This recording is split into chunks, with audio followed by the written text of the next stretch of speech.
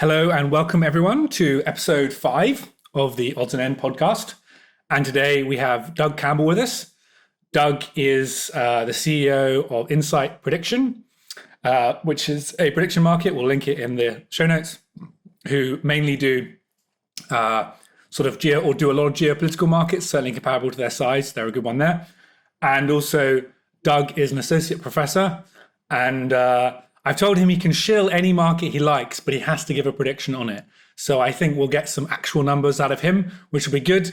And if you disagree and you don't have a gambling problem, which I think is a serious problem for some people, so you shouldn't do if you do. But if you don't have a gambling problem, then you can disagree with him and you can put your money where your mouth is. Doug, it's lovely to have you this morning or this afternoon, whenever it is for you. I don't understand. It's my pleasure. I'm a big fan of your podcast. I think I saw the last one. Very interesting stuff. Thanks. Let's just jump into it. Doug, yep. I believe you have some opinions on Ukraine. Let's hear them. You tell me, I'll type. For anyone who can't see, we have video I put on YouTube, and I think Spotify does video as well these days. But you can sort of see the probability map as I build it. But I will try and speak things out as well if you just like to listen. And, by all means, try and give me feedback via DMs or something. So what do you think? What do you know a lot about on this stuff, Doug? So I guess my favorite market that I've been kind of obsessed with the last few months is a market about will Ukraine cut the land bridge to Crimea? And there's a few markets out on Insight Prediction. We have one that goes until September 30th. Okay. Metaculus, of course, has one at the end of the year. I think at Insight Prediction, we're going to put up probably within the next week or so another market either that has a year-end deadline or maybe a March 30th deadline, and might also do a long-term market.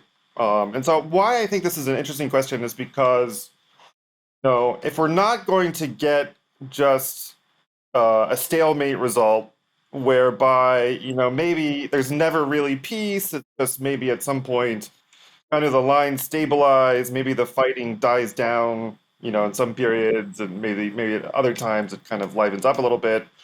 If we're not going to get a stalemate, the way we're not going to get a stalemate, or one of the primary ways, I think, is that Ukraine will storm south, they'll cut off the land bridge to Crimea, and at that point, I actually think that they would have a bit of a bargaining chip to definitively end the war, right? And so that's a controversial take. There's been some people, Michael Kaufman, who said, even if they're successful at cutting the land bridge, there's no guarantee that the Russians will just stop the war, stop attacking, or even if Ukraine pushes Russia all the way out of Ukraine, Russia might just continue the war out of spite.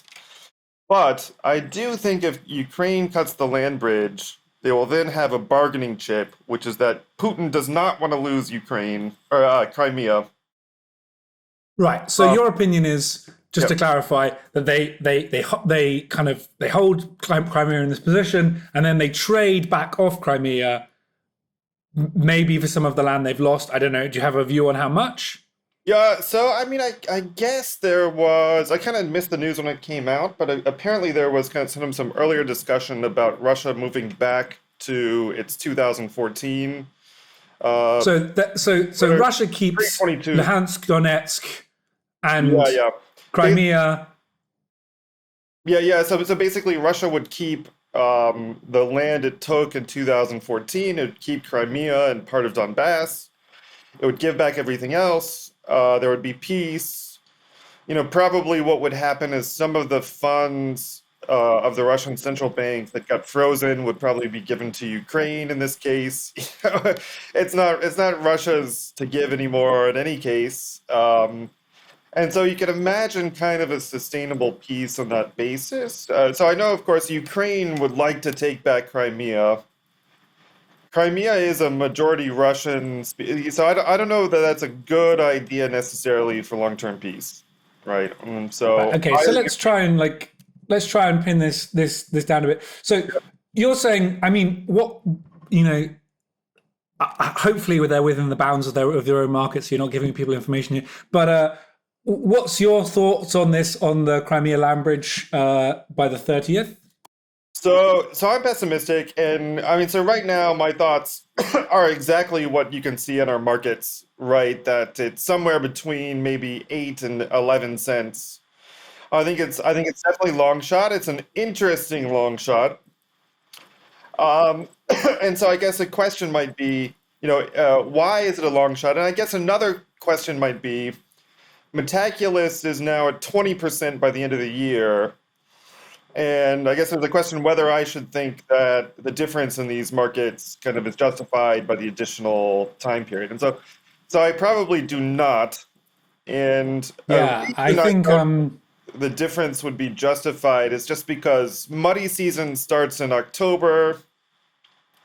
I think yeah. probably Ukraine will kind of want to wind up its counteroffensive before muddy season starts. Also, at some point, and this is kind of one of the big doubts I always had about this question, is how much sense does it make for Ukraine to just attack right now, when at some point they're going to get F-16s, right? At some point they're probably going to get ATACMS. They're going to They get have range Polish missiles at some point. The French just decided to send more kind of longer range things. It was kind of always clear that they were going to get cluster munitions. Well, no, it wasn't always clear, but it was kind of seemed likely that they might get cluster munitions from the US at some point. Um, they're going to get these GLSTB bombs, were initially thought to be arriving from the US in September. And so the question has always been, or one of the questions has always been, how much sense does it make for Ukraine to just go on an all-out attack now, right? right. So let's And try. So let's try and pin some of this stuff. So you think that munitions are going to come too late. I've never done this before, but I'm just going to start putting probabilities in your mouth. And if you don't like them, I mean, sure, I don't sure. know. We're going to see. So it seems to me that you think some sort of munitions will come too late for 2024. Sorry, for 2023. Yep. 2023. Mhm. Like, I don't know. Maybe The you think that F-16s are like unlikely. I guess the F-6, from what I've heard, F-16s, they just started training on them in Denmark. earlier this year, right? The Unlikely, UK. yeah, unlikely they come really before December. Maybe they come sometime in December, maybe late November. But it seems unlikely they would come in. So maybe you're more confident than 60. Maybe you're confident. Maybe you're confident, sort of 4 and 5. Maybe They, they're going to they come. won't come. And Yeah, there's not going to be some major munitions shift because right. of we're not going to get 1,000 tanks. We're not going to get No. okay. And but so you're at 10% on the land bridge. I mean, do you have thoughts on the Curse Bridge? Do you think that's like an interesting part of the discussion? If you don't, screw it. We'll just move on. So I'll admit, I was very bullish. I kind of believed that, when the offensive started, Ukraine would probably figure out one way or another to hit the Kerch Bridge, and they haven't. Um, so I kind of think now, now it kind of seems a bit unlikely that they're going to hit it during this offensive or within the next So couple. I don't know. You think 1-3 maybe? During this offensive, no, I would say maybe more like 20% that they hit it. And so I think Okay. the reasons why are probably, I would suspect that the Brits probably told them not to do it with Storm Shadows. I guess Russia now is Yeah, being a little bit more meticulous in checking what goes over the bridge. Also, I don't know much about this, but my sense was that from what I could find, it was that they could, if they wanted to, with Storm Shadows, particularly now they've got the longer range French Storm Shadows, right? Well, I guess they haven't had those for a while, so maybe that's not. But once they've had those for a while, then certainly they will have been able to do it. And then, so you have to ask why they didn't. I guess that's one theory. Another theory I had was just that they want to save it for an opportune time. So maybe they want to do it at the end of this season as kind of like a look what we managed kind of a thing. But equally, they might want to keep it so that if they do actually cut the land bridge, then they can blow it up and then they can really put some pressure on Crimea as a better bargaining chip or as something. I don't know right. if those stories make sense. They did use a Storm Shadow to target another bridge on the north part of Crimea. And my sense is that it Yeah. just kind of they built a new pontoon bridge in less than a day, and I don't know what's going on with the repairs of that bridge, but probably they've already repaired it or have soon. Right. The pontoon bridge was easy to make, and so you really need to hit it with the pontoon bridge with a storm shadow each day, and they don't have that many storm shadows, actually. Yeah. It seemed And so something similar could be a worry with the Crimean Bridge. I suspect the Brits told them not to use storm shadows. If they right. did use storm Interesting. shadows, I think they need to hit it a few times. Or at least, the chat on the internet is that maybe they need to use more than one. They Oh don't yeah. have. I mean, my sense Oh, was. I yep. mean, I don't know. My off the from what I saw, I watched some videos on this, and it seemed like once you can take them out of the air, which if they're going for a long distance, you might be able to. You to really have confidence that you're going to actually blow the bridge up. You might want You might just jam 10, it 20. completely. Right, right, right. And at that point, it just may not be worth it as an objective Yeah. compared to how But valuable those are. if you don't mind, let's go back and talk about what some relevant base rates might be for the land bridge. Yeah, So one thing I've noticed is kind of interesting, like a general principle, is that most things in this war, especially looking at the historic markets on Insight Prediction, most things do not happen. Right? So yeah. let's just start with the base Do rate. you know? Do you know your base rates? Because obviously, there's this sort of famous fact that, well, I think Scott Alexander quotes this. I don't know if he did the research, but that on Metaculus, about 33% of the time do things happen. Do you know what percentage on Insight things happen? What percent? I guess it would be less than 20%, actually. Right. Um, On Insight predictions, about 20% of the time, it happens every yeah, time. yeah, yeah. So I would put it below 20% just based on that. All right. Okay. Interesting. So then the other caveat, the second part of this is that most things that do happen after the first market that Inside Prediction makes about an event. Right. In fact, it might be the case that 100% of historic markets we made about some event that happened after the first market. So the only caveat to that is when Russia invaded Ukraine. That happened in the first market. So some unexpected things do happen. And so just going back through the history, thinking about this, we made markets on will. We were kind of bullish on after Russia changed its focus to taking Donbass after April 2022. We had some markets on, will Russia take all of Donbass? That didn't happen. Will Russia just take all of Luhansk Oblast? And that also did not happen, even though they did take all of Luhansk Oblast. It just hadn't happened by, the end of the second market. It happened maybe the day after. The source we were using updated their market. I think it was even a few hours after our market finished. Um, that they updated the map to show that Russia had control of all of Luhansk Oblast, and that was in a situation where it wasn't very much territory. We had a lot of reason to think that Russia would take that territory. They were making progress each day. And even then, when you had all these factors together, it didn't resolve in time to satisfy the market. I think you also participated in the Kherson market. Yeah. In fact, the Yeah, best I've ever done on a market. yeah, I remember that one, and I believe it was our third Kherson market that Yeah. finally resolved yes. So that was a 1 out of 3 type of scenario. In addition, we had markets on will Ukraine take Izum, and then finally they did. But I'm not sure if that was the first or second market we had on that question. We had another, I think, 3 markets on will Russia take Bakhmut by X and X date, and I think we had 2 markets or maybe 3 markets on this question, or maybe even 4. So just to I- like yep. Mhm. to like obviously it's not obviously my sense is you like having these shorter term markets, but So what we discovered, when I started doing this, we had mostly long-term markets. But some of the feedback we got from bettors is that they don't like long-term markets. They like the short-term markets. yeah. So what you end up getting with this relative to Metaculus is a bunch of shorter-term markets that potentially have a large payoff if you hit them correctly. Hmm. So you kind of, yeah, you have long odds, but of course, if you bet now on the land bridge by September 30th, potentially you can get a 10 to 1 return or something on the order of that. Um, so yeah, so that's why we do it. And actually, we probably should have more longer term markets in there. Some people do like betting on them, and I think there's this kind of problem in that real money prediction markets have, in that long term markets have, because of capital costs, tend to be a little bit incorrectly priced. So we've thought about how to solve that, but it's a discussion for another time.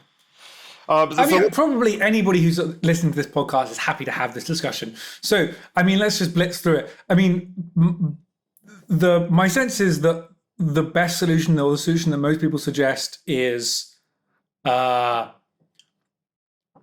either some kind of you can use something other than fiat, right? You can maybe use some kind of like you can invest your money into you can have markets on indexes, for instance, like the S&P 500 or something, and so then you're much more happy to leave it for long periods. Though one yeah, of my exactly. very clever friends who I defer to sort of suggests that Polymarket or one of them, Augur or something, they had it on crypto assets. And therefore, you'd imagine that many of these people who are levered to the hilt on crypto assets would have been very happy to have bet using those same assets for long periods of time. And they weren't. And his sort of suggestion was actually people like keeping these things kind of separate. And that his expectation was that even if you had these index markets, then maybe you wouldn't see. I guess maybe an alternative suggestion is people can have some kind of like margin call type thing where they can have positions on a load of long-term markets and then like they can effectively sort of leverage on those long-term markets, but if they ever go under, then they lose all their winnings elsewhere or something. Though, Right, right. I uh, think both of these you both of know, these thing ideas are very interesting. And so actually we do have some markets in Bitcoin and Ethereum, and just like you said, they didn't get that much volume. And then it was like, from our perspective, it was like another market where we had to spend time, providing and updating the liquidity. We might go yeah, in the future do more of these Bitcoin and Ethereum markets, but they weren't as popular. They weren't an immediate hit. they weren't What we wanted okay. to do before, and we might do this in the future, it's just, you know, I'm taking a risk in terms of the current regulatory environment in the US, even though in the US, we block US IP addresses. So it's just Insight Mhm. Predictions open internationally. We also block Russian IP addresses. But we were thinking about having where you'd buy like a SPY coin, the S&P 500 ETF, and then denominate markets in terms of an ETF, S&P 500 ETF. And so at least you would, in an expectation, you'd get, the S&P 500's 7% appreciation over time. I mean, I also think that, like, I'm not a Bitcoin bro, but like to have 1% of your wealth in Ethereum or Bitcoin, I think makes some sense given on what we've seen. So Um, to sort of round that off, you don't have those are your suggestions. You don't have some other magical suggestion. It seems like even the options that people have are a little bit unideal. Like it just is a problem that long-term prediction markets, are the longer term they are, the less advantageous they are. Um, right, right. But you I'm can briefly always going to take a moment. adjustments. You can always make a little bit of adjustments for this. But yeah, adjusting markets for negative risk. Just 1 second. So Doug's had to go away briefly, but we might as well use this time for me to do what I was going to do, which was to shill Metaculus. I think it's generally underrated amongst particularly sort of prediction markety people that Metaculus just works. And so, like, it has other problems. What it trades off for in terms of its long term predictions being sort of functional and well incentivized, that it might have more prediction markets than you would expect, or you don't have a way to like have large liquidity or small liquidity markets. Like prediction markets, because everything is denominated in money, the benefit is if you want a market to be big, somebody has to pay for it. So you can't just like endlessly spam markets because that has cost. So one might think that Metaculus has too many markets, But the benefit of that is that they uh, I was just doing a sort of a monologue bit, Doug, but just basically to I don't know if I'll include it, but and by all means tell me when you're like ready to be back. But my monologue bit was just basically to say I think prediction market bros tend to underrate, I think, the forecast aggregators because until you're at real scale, it's not beneficial for people to do this as their whole job. It's not Right. beneficial for people to be doing this, to be eking out 3 percentage points or whatever. And so you actually do get a lot of the benefit by just saying, well, this is a prestige based system. You get to say that you're cleverer than the other guys on this site. And that Yeah. is, meticulous. I think that's what the folks there. I know some really clever people who use that, and one of my friends, she says, "Oh, prediction market's the only way to go. That everything else has bad incentives," and I think that might be true when you're talking about prediction markets of like tens of millions or hundreds of millions of dollars. But for Right. many of the questions we talk about, I imagine the Metaculus does about as well as Insight, though. If you've got data on that, then I'd be interested. Yeah, so I think we've just been talking just to follow up on that. Like I think you also mentioned like combining markets together and doing negative risk, and I think this is something that can be done. The other thing is if you have a long-term prediction market that say it's at 95%, you don't need to take the 95% literally. You can actually you'd want to extremize that in a little bit. And this is also true of just actual prediction markets like Metaculus. So the Good Judgment Project guys, the way that they beat the CIA was that they took their estimates, if I have this correctly, and then they applied some kind of extremizing formula to it. And so, if the probability of something is 99%, I think this is why it happens. I don't think they explain this clearly. But my view is kind of like, if you have an event, the prediction market says it's 99%, and maybe like 5% of the predictors are just noise, random noise. On average, that random noise is probably going to be less than 99%. And so I think that causes some kind of a bias. Whereas if, the noise that thinks it's more than 99%, they can only be off by 1%. But the part of the noise that thinks it's less than 99%, they can be wrong by 99%. So what you're saying is sort of Yeah. we should take 95 as more serious than 95%.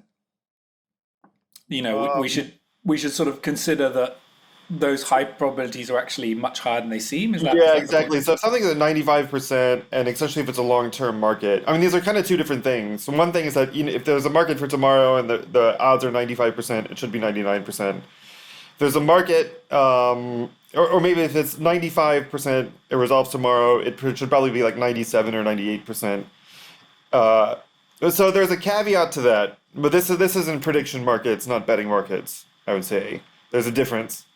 Um, for a betting market that's, with a resolution in 2 years and it's at 95%, it should probably be like 99.5% just for capital cost reasons, because nobody is going to buy that at 95% just for capital cost reasons. So yeah, so I think but how much should you adjust these markets? I think you could work this out with data. I So think it's you're sort of saying, and again, I apologize if some viewers this isn't, but I feel like our core audience will be absolutely happy to have this discussion. So I'm just Mhm. taking the utilitarian approach here. Yep. Skip forward 5 minutes if this is not your jam. But you're sort of saying that you might have like a little applet beside the market saying, you know, this is what you should see as the ground truth implied by the numbers here.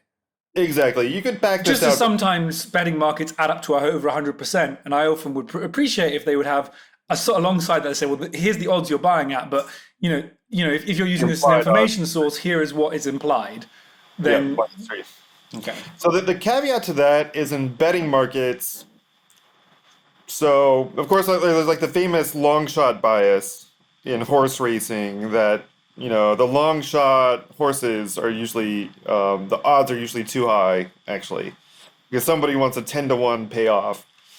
But when you have head-to-head matchups where the odds are more like maybe 60-40 or 70-30 or even 80-20, I think you tend to see, if anything, the opposite, that there's kind of a favorite bias, um, where, people tend to put too much money on what they see as kind of the overwhelming favorite in this case. Um, and so, I think the difference is just, what the total odds kind of sum to, in this case. So if it's a very long shot, then it's different from and there's no favorite. So no, in a horse race, the top horse is probably trading at like 30% or something. So you don't have this kind of overwhelming favorite, the New York Yankees playing some, minor league team. People are going to want the free 2% payoff too much. And so we might actually see, and so it just depends what the data says. I actually don't know the answer to this question. Right. Um, with prediction markets. And so it might be that, extreme risk sometimes isn't priced, the risk of very low probability events isn't priced super well just because it's difficult. um, but so if we can go back Sure. actually to what I was going to suggest is we go back to like the finishing, thinking about the base rates of Ukraine Hmm. taking the land bridge. So yeah, so there's the reasons to be pessimistic. Most markets resolve no.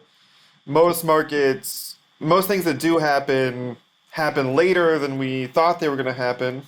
And this kind of looks like a shoe that would fit this market so far.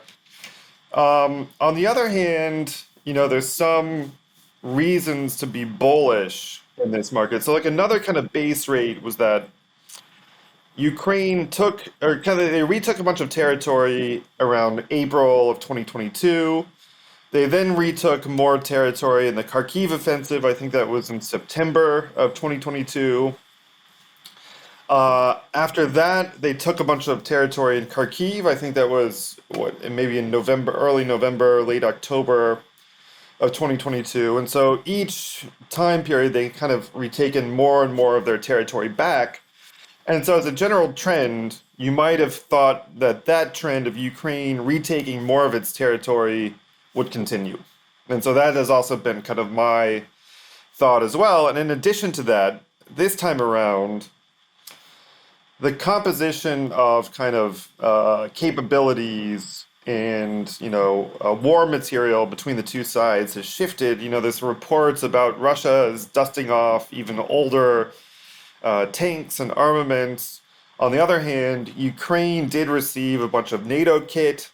They have a bunch of new capabilities that they did not have for the Kherson and the Kharkiv offensive.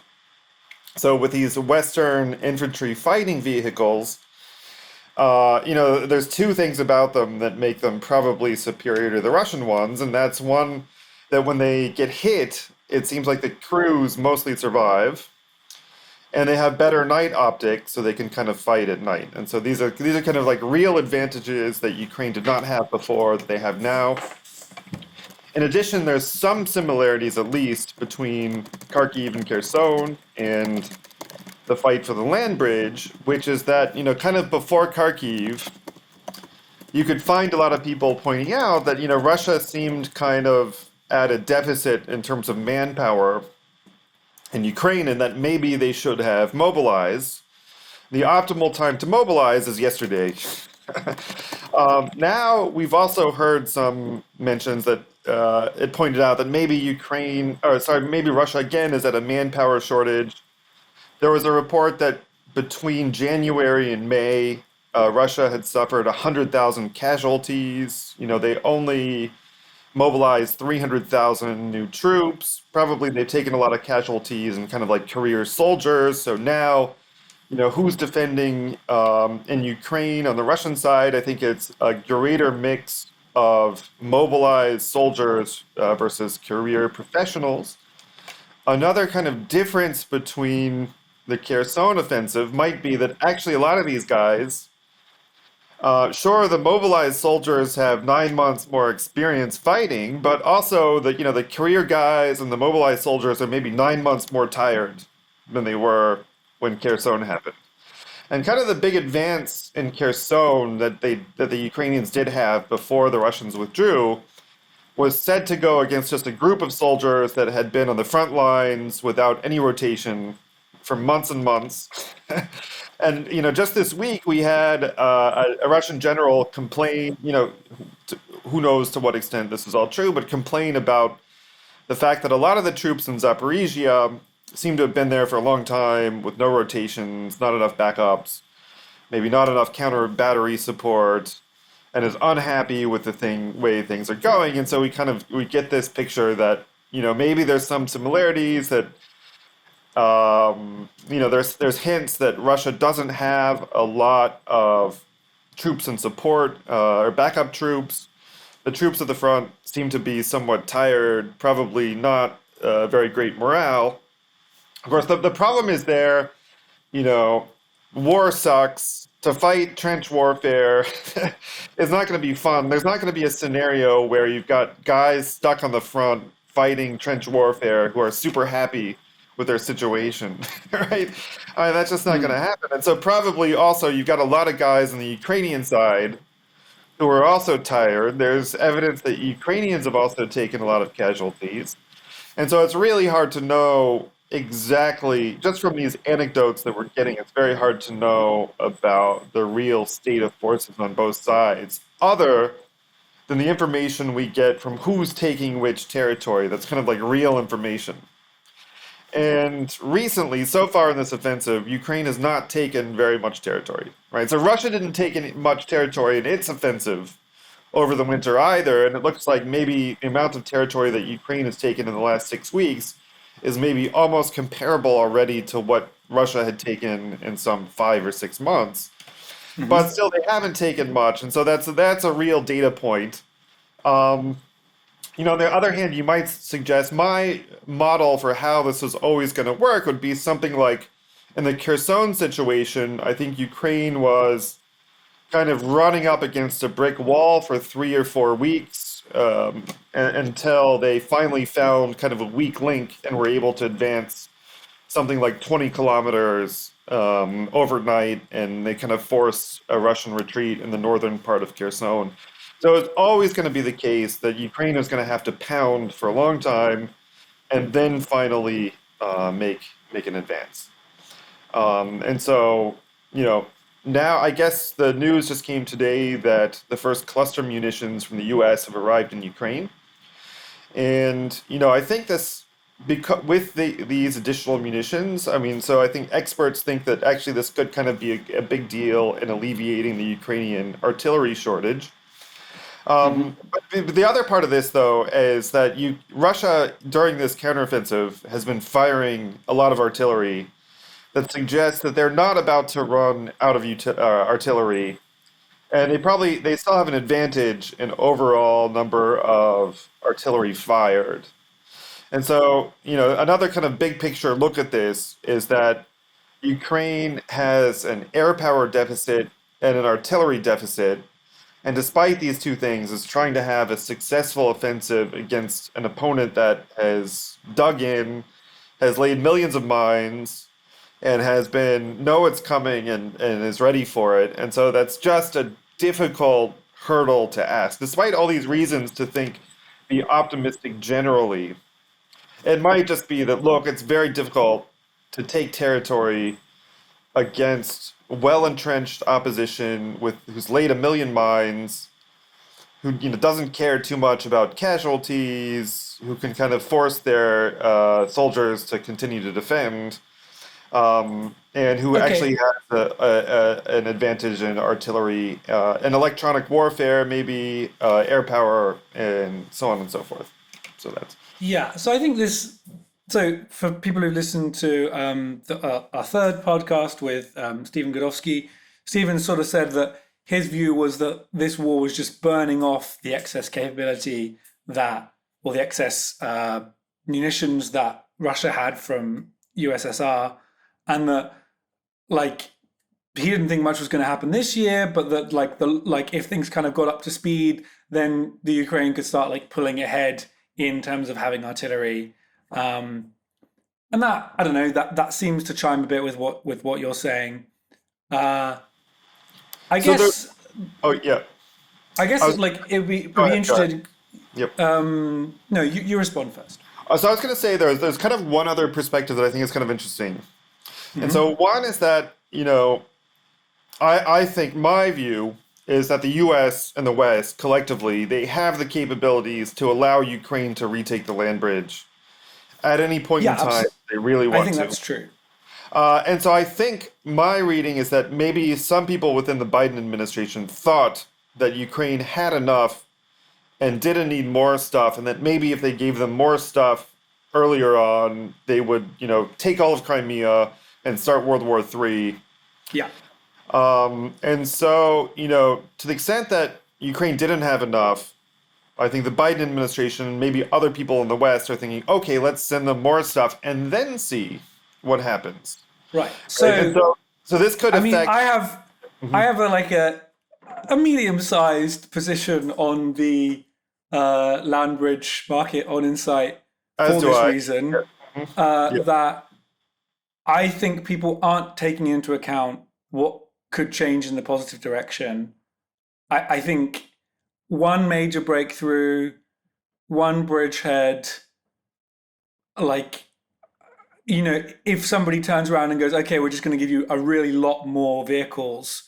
If Russia runs out, I think the downsides are well known, and people are sort of saying, well, things are just going to continue as they are. But I think there is, I don't know, a 20 to 50% chance of really a lot more troops, a lot more uh, Capabilities. giveaway capabilities this season. And Right. then that to me takes me from 10% to sort of 15 or 20% before I still don't think it's going to happen, but I think there is like some chance. Right, for sure. And so actually, one of the things people when they point out that like Kharkiv was not a very good parallel for the current offensive. One of the reasons that Kharkiv was successful, or some of the reasons that Kharkiv was successful, is because even the Russians, so the troops there were hollowed out. Even the Russian commanders seem not to have any idea of the extent to which the troops in Kharkiv had actually been hollowed out, right? And so, the commanders are basically the same. It's still Putin's in charge, basically, of the Russian army, kind of micromanaging decisions, and so that hasn't changed. So the people who are in charge, who are unaware of the extent to which Russian troops have been hollowed out in Kharkiv, are the ones that are still in charge today. And so, to some extent, we have no idea if Russia has enough troops to defend or doesn't have the troops to defend. But based on the history, it's at least possible that they are That really there's low on key stuff. And if just Ukraine gets the snowball rolling, maybe it'll roll faster. Of course, I mean. I think the Surovikin line, the defensive structures that Russia put into place, probably are sensible, and it's going to be tough to just roll through 20 kilometers of minefields quickly, but still, I think there is a real possibility for things to fold. So the other interesting thing that we haven't discussed is either a river crossing or the reservoir. Ukraine, actually, yeah. So we've got Antonov here is like, what do you think of a chance for bridgehead before the end of the year? Significant bridgehead. well, so, I mean, they do have a bridgehead over Yeah. Antonovsky. It's just there's a question. It's not easy to get out of that bridgehead. But at the other hand, I guess at Normandy, it took the Allies 12 weeks to break out of their bridgehead, and it's been like 2 weeks or So something. yeah. I guess so. Maybe we should say like, will they break out of the Antonov bridgehead? I think the kind of the professional view is that it's quite unlikely that they will. Um, and I don't want and the prevention. I want your view, Doug. What do I you would think? say, so I don't know. I think I mean, my layman perspective is that I don't understand why they couldn't do it. Right? It seems like perfectly plausible that they could. Yeah, I Uh, agree. but but when I listen to people who are kind of experts who know more than me, they tend to pour cold water on this in a way which So um, you're gonna give me one in 10. You're gonna be one in I- 5. One in. let's say 15%. Okay. So I think it's unlikely. Just I do think it's unlikely. so let's just sort of cycle through these things. So So let major me qualify. munitions. Can I qualify that 15%? Yeah, So absolutely. if Ukraine breaks out somewhere else and Russia is forced to kind of move or starts to retreat, then it's gonna happen. Obviously, if there other things happen in a bad way, the front starts to collapse. I think that's the point when absolutely, they will break out of that bridgehead. But I Okay, think I'm so going to think 85% likely that something else will have to happen first, where Russia kind of starts to make a generalized retreat. But they just break out there and nowhere else, I think is unlikely. 15%. okay, so uh, right. So maybe like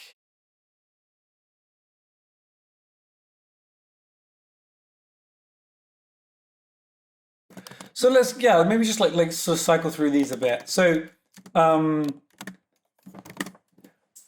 I've said major munitions will come too late for 2023. I've got it like at 80%. We sort of think major increases probably going to be too late for this year. Is And that so fair? let me qualify this by saying that, or just point out something else, which is that there's kind of like an incentive problem here. The West definitely wants Ukraine to attack and end the war.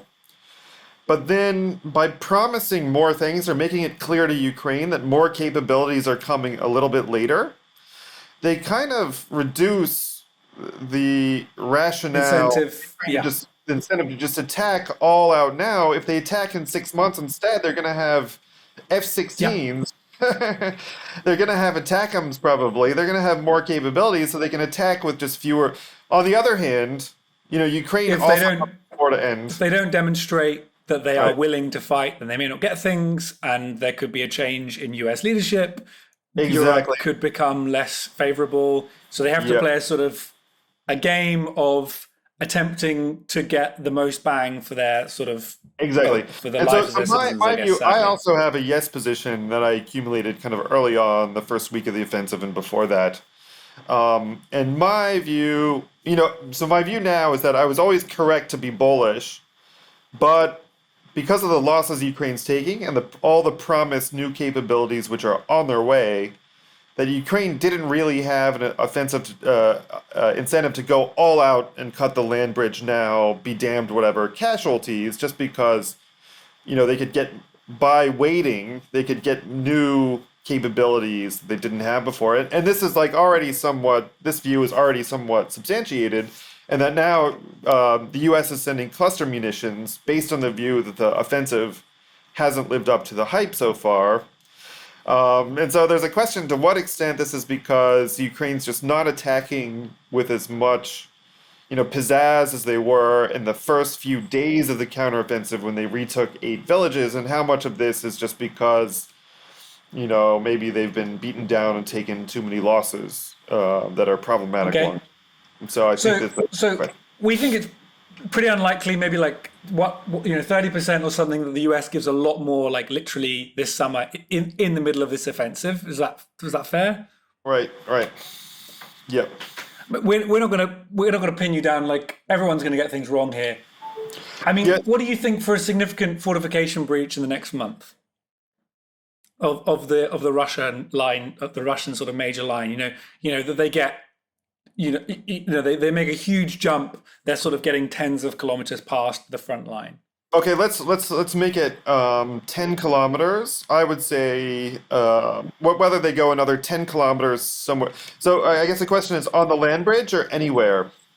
Because this is kind of Uh, another point I wanted to mention. Anywhere, I mean on the land bridge side, yeah. So the Okay, north okay. south, or I guess they can have the bridgehead as well, but not on the eastern front. I see. I would put this at about maybe 20%, something like this. So I think the Okay. big worry here, and one of my worries initially, why I wasn't as high as, say, 75% as Scott was because, there was always kind of a worry that maybe, if Russia was defending on the land bridge and had left kind of Luhansk sparsely defended, it might have made sense for Ukraine to just go for Luhansk, take a bunch of territory, declare victory, have it be kind of a PR disaster for Putin, Hmm. kind of to change the view that Russia's there inevitably if they retook another chunk of territory. And, recently they've been having a lot of success in Bakhmut. Probably, for PR reasons, Ukraine doesn't want this counteroffensive to be declared a disaster. And so if they actually just retake Bakhmut, from a PR perspective, they can, if they retake Bakhmut, that's headlines all over the world that Ukraine is winning, you know. And they retook with actual quite low losses, something which Russia absolutely spent just tons and tons of losses to be able to get. I think it is Like, strange, this is a sort of played out view, but I think it is strange how PR really seems to matter in this. I mean, maybe I've just been naive to not consider it, but like to really think sometimes they are looking at their objectives and going, okay, like it's not clear to me that Bakhmut is necessarily a really valuable place to take back, no, no, it but doesn't that like it. if No. they can take it back relatively cheaply, then it does seem like a bit of a PR win.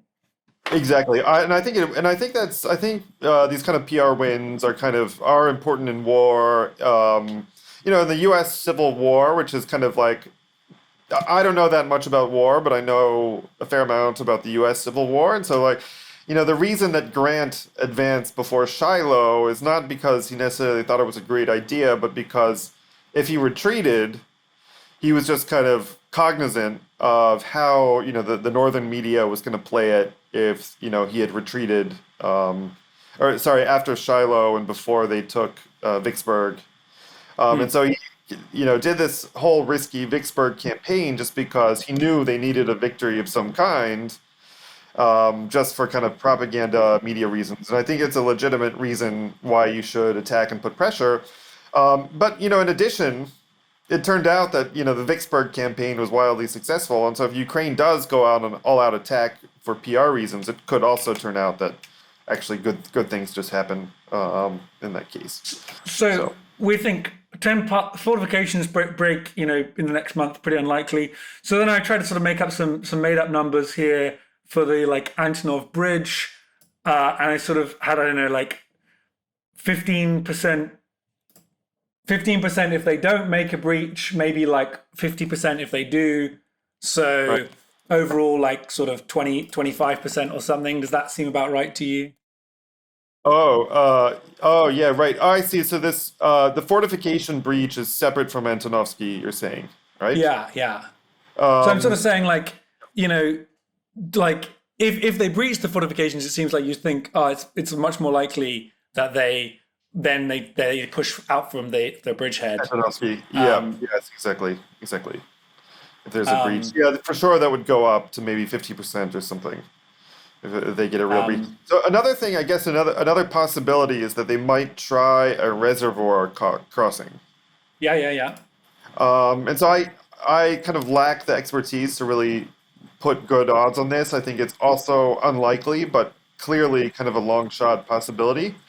My early view was also that if Ukraine was going to do this, especially after, it's been kind of hard, clearly the counteroffensive has been kind of hard going.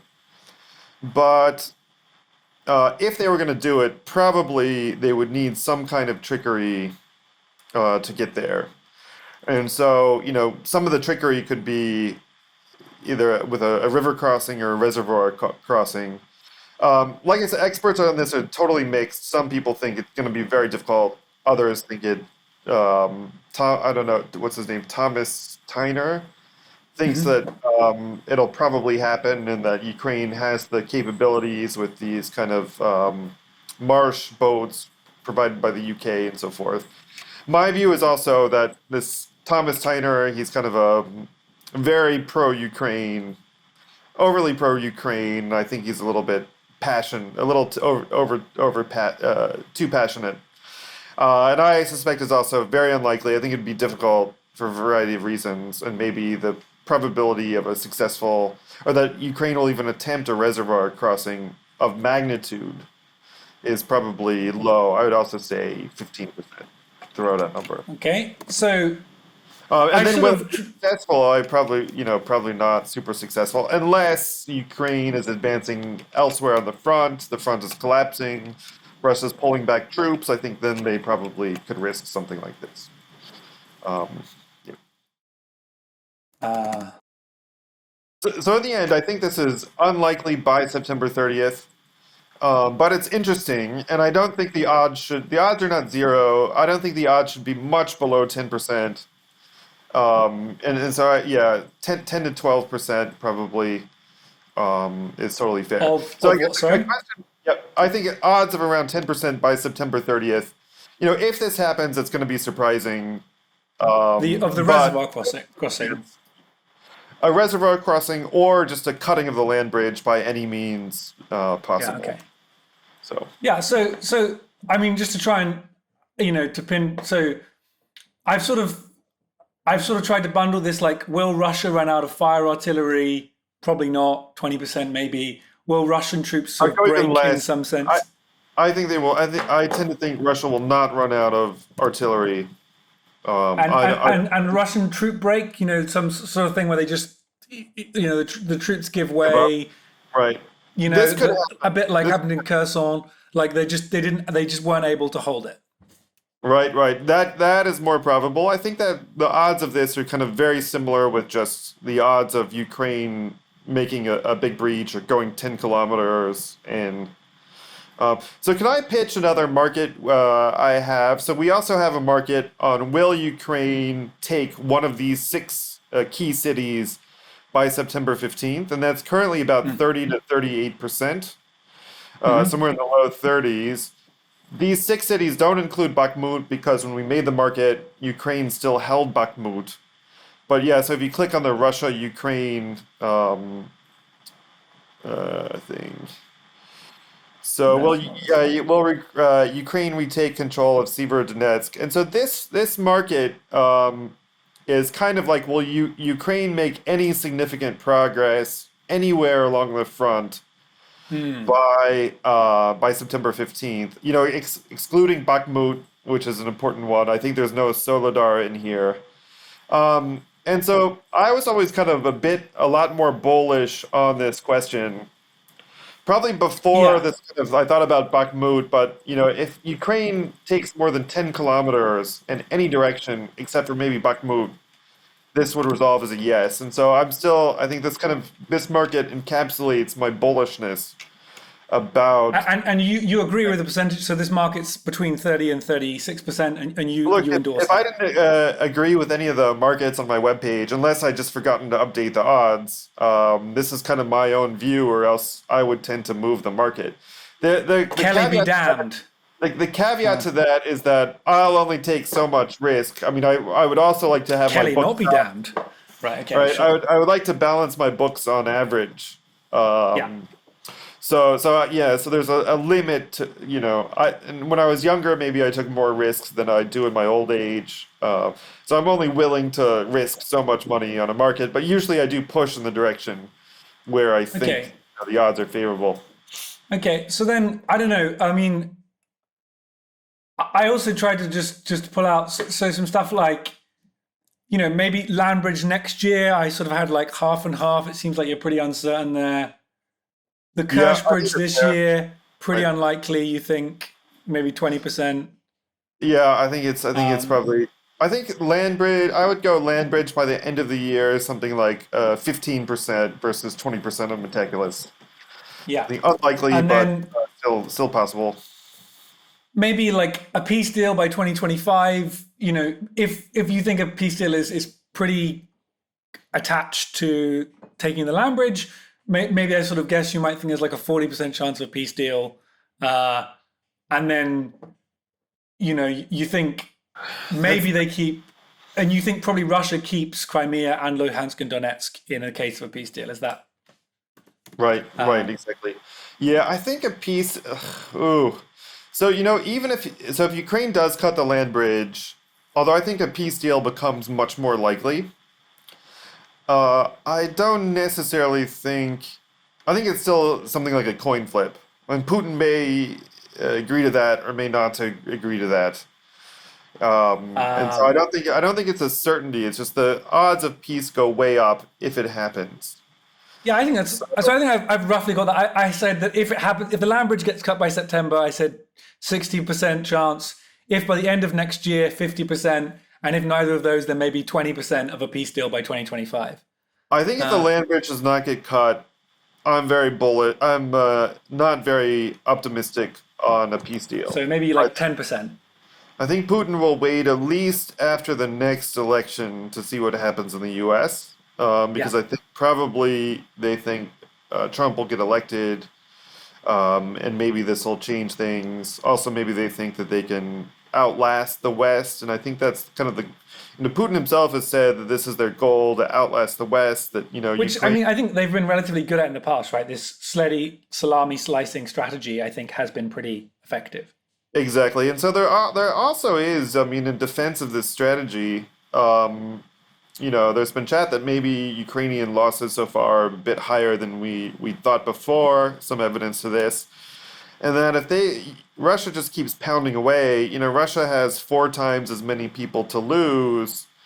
So this kind of strategy of just kind of long-term death by a thousand blows, it might actually work, and also. While I don't think Trump is going to get elected, there's some probability, some chance he does. Yeah, I think probably 35 to 45%, right? Yeah, yeah, it's Um, got to be. It's probably got to be at least 25% at least. I'm probably a little bit lower than you, but I still think it's probably 35%. And in that case, Putin might be well within his rights to try to wait this out and see how things change. So I guess so the one thing we haven't mentioned is kind of a big factor, which is interesting and influenced my thinking about this, is that my original thought was that Russia will take 2 years to fully mobilize its economy. It'll start producing huge amounts of shells and armaments. And that hasn't happened. It doesn't seem that Russia's spending huge amounts of its GDP on the defense sector. Maybe some of this is hidden money, but they haven't really mobilized their economy yet, just like they haven't mobilized their human resources to fight. And so you got that on one side. On the other side, you have the Biden administration, which has just been having a take it slow approach. Let's send them 30 Abrams in 6 months. Let's just take small incremental approaches. And so neither side really seems to have the instinct for just to land the knockout blow. And it's a little bit puzzling. I mean, I think the Biden administration could have sent 300 Abrams immediately instead of 30 Abrams in 6 months. They could have sent 300 I guess, strikers and 300 Bradleys instead of 50. And so those are the kinds of numbers that would really move the needle. And so both sides seem to just be underestimating what it takes. The other thing that's come up is that it's just been clear that the West, Western Europe basically demilitarized more or less. They just don't have the equipment to fight a protracted war. If one Western European country had gotten into a war with Russia and they couldn't rely on the U.S. and NATO, they would have run out of our ammunition in a couple of weeks. That's how long a European power could last. And so, and it's also the case that the West has run out of ammunition to give Ukraine. This is why they're going to the cluster munitions. And even the U.S. Barely has the capability to produce a lot of artillery. And so if Russia did really decide to fully mobilize its economy, then they could do a lot. And so the other thing is that Ukraine has So a just much to push, smaller push pie. Yeah. back on that, maybe. I mean, so this was a discussion that I had with Stephen. And we're looking at sort of Stephen's stuff here, and this is sort of my understanding of someone else. So he might not entirely endorse this, but I think most of it's pretty similar to yours. Though maybe the disagreement is this sort of Russia threatened NATO. He's sort of pretty unlikely now that Russia was just going to be any threat to NATO nations for the next 10 years. He sort of as a result of this, Russia was kind of out of it. And he also sort of brought up that a key point was whether China would supply Russia. I mean, what do you think on those two takes? He was sort of like, yeah, I mean, so maybe the argument from him or like an argument I'll make is like Russia just can't mobilize. Like it just doesn't have the economy to mobilize. It can't afford to spend loads and loads spinning up new factories. It just isn't doing it already. Whereas the West could, even though if it hasn't, and certainly America, now that it's starting to, will. But that a scary proposition would be if China decided it wanted to throw its weight behind Russia, though then at least you certainly have one geopolitical adversary, not two. Right. I don't think that China will provide a bunch of munitions and equipment directly to Russia, but I think the worry with Russia's economy, if Russia hasn't really tried to throw tons of money at this problem yet, and they could because they have oil wealth. If they did, I think they could via parallel imports of parts that they need, right? So there's Russians live in all over the world. They tend to be entrepreneurial. The import-export business is something that Russians in a number of countries would do. I even have a former student of mine is in Istanbul these days who I helped advise on his thesis, and his brother is part of the import-export business. They're importing things into Turkey and then sending them to Russia. And so I don't actually think the sanctions will be that big of a deal in terms So, of so Russia's you development. think that if Russia really were to sort of maybe economically mobilize, They could. that could be Okay, so or yes, yeah, like that could be I, I bad. I think they could absolutely produce a lot more than they're producing. Will they produce? Will they be able to outproduce NATO? No, but NATO's not really mobilizing either, right? So the Biden administration, I think they wanted to like double the amount of 155 artillery or maybe triple, and I think they also want to increase HIMARS, by 50% or something. But to really make a difference, they need to 10x it. And so they're only willing to take baby steps. And so they kind of just thought, oh, by fiddling around a little at the margins of production, we can tilt the war in our favor. No, I don't think so. I think they need to 10x this stuff or 20x this stuff to have an impact. Okay, We can't a send them question. 31.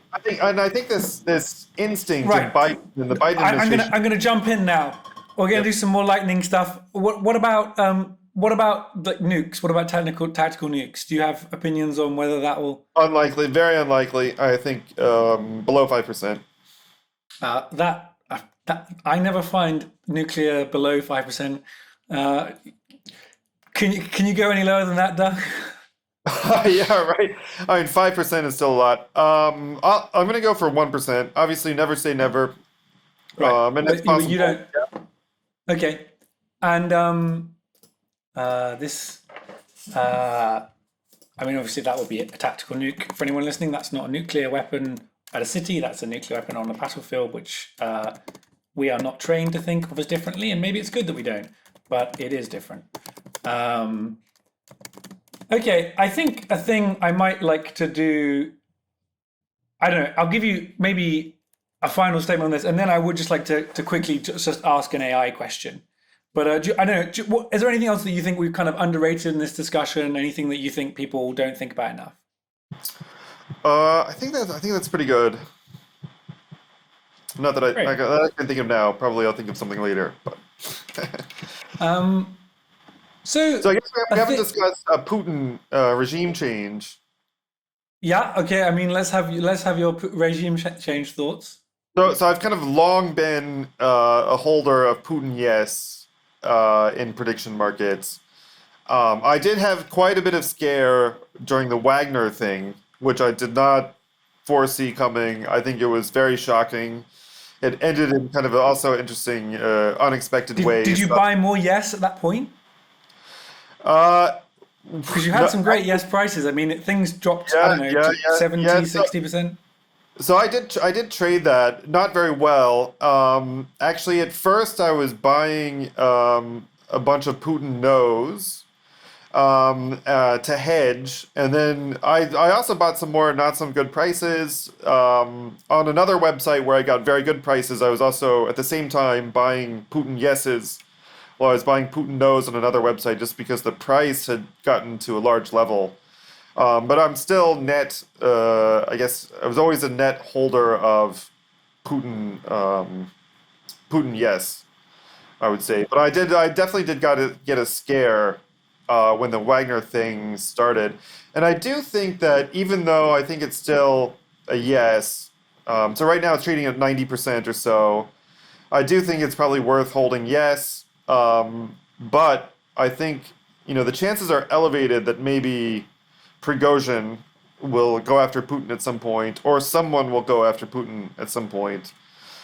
But I mean, it seems to Particularly, me like Prigozhin is just so weak now. I mean, he went to see Putin. The early reports from that meeting seemed to say that he wasn't accepting deals, but the men behind him, the other Wagner commanders, were saying, "Oh, this seems like maybe a good thing." Like it just seems to me. I mean, I think it looks bad for Putin that anybody managed to get so close to his capital, but it I does. don't understand Prigozhin at all. Like I just found him to be a man who I still really sort of struggle. Maybe there were I think maybe it looks like he just had less troops than we thought and things just weren't going to work out for him. But then I don't understand why he marched in the first place. He doesn't really make sense to me as a figure.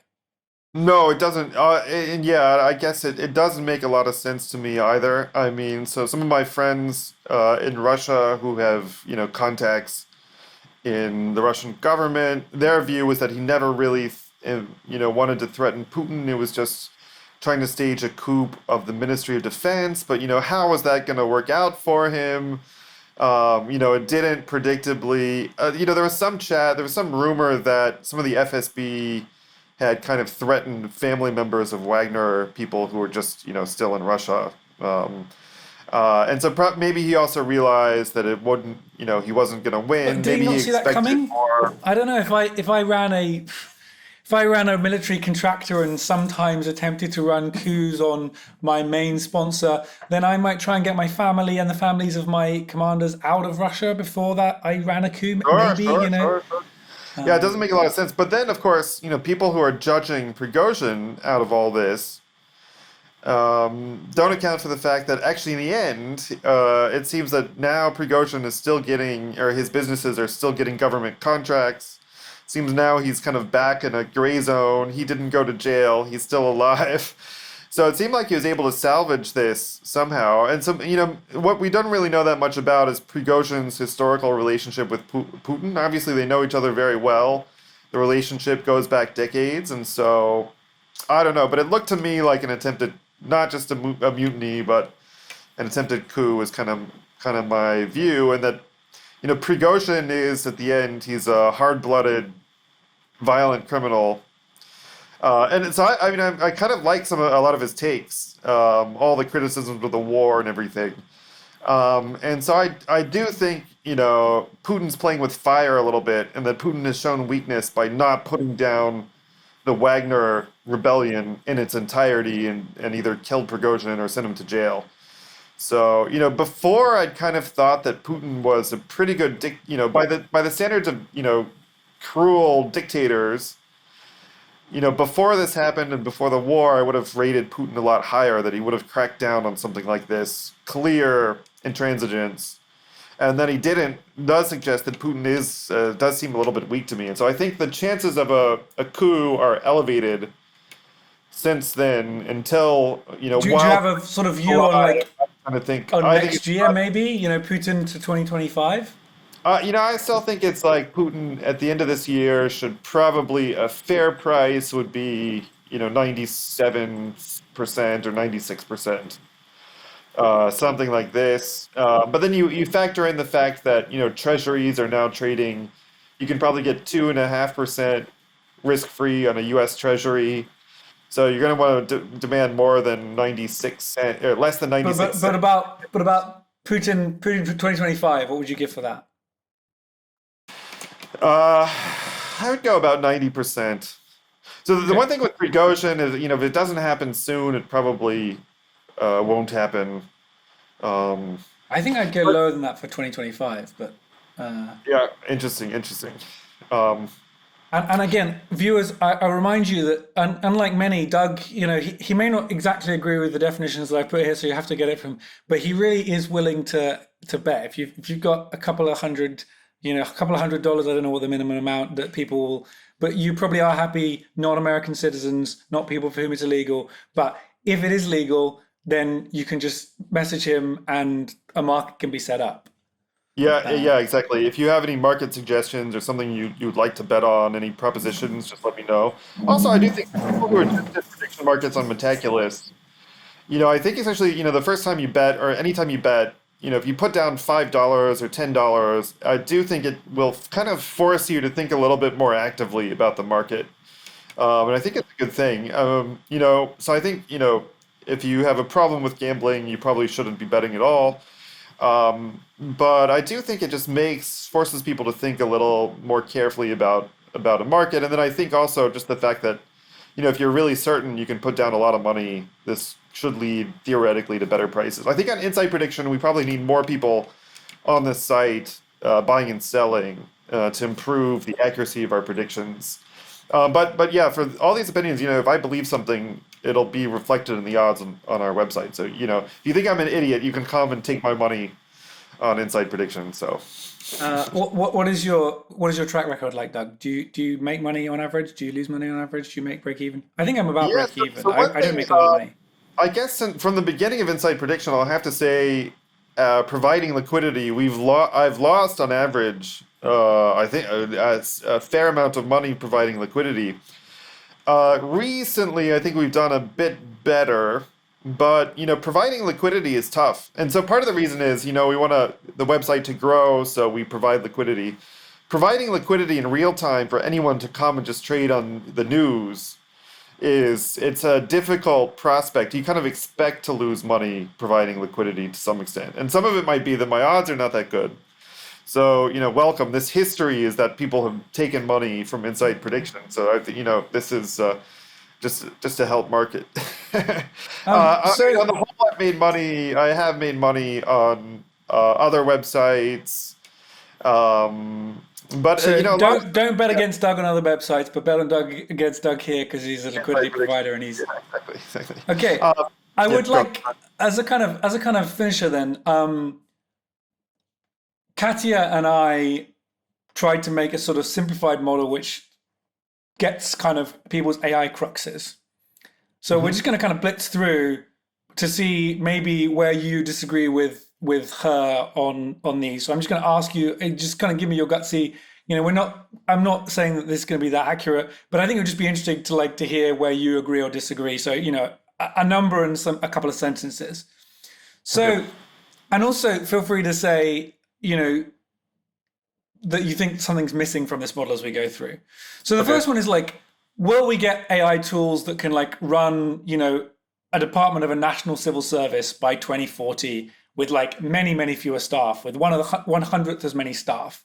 So, this is sort of I think in the UK there's 400,000 people who work, maybe 40,000 policy professionals. And this is sort of saying that if you had 400 people, you could run the entirety of the UK, sort of the policy side of the UK civil service.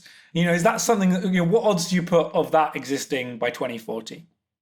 I guess I'd put it maybe at 15%, I'll say. Okay. Can I stop for a bathroom break really quick? Yeah, absolutely. All right, thank you. Just one second.